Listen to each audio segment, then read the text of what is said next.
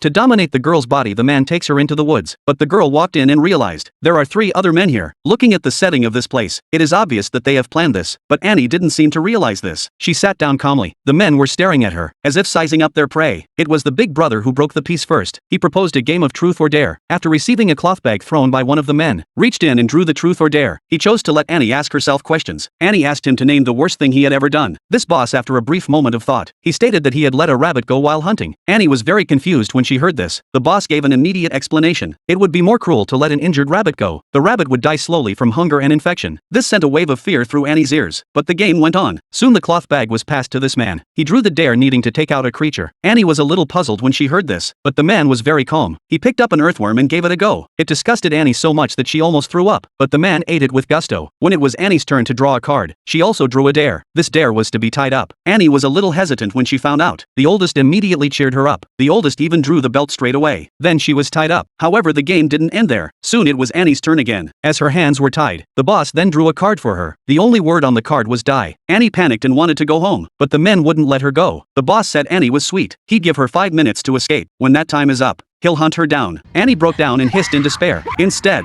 it made the 4 men more excited. Their faces were all grim, perverted to the fullest extent. With Annie's departure, this hunting game was about to begin. It turns out they are the sons of local tycoons. They used their status to seduce the girls. However, they messed with the wrong person this time, because Annie isn't as fragile as she seems. In fact, she's a murderess.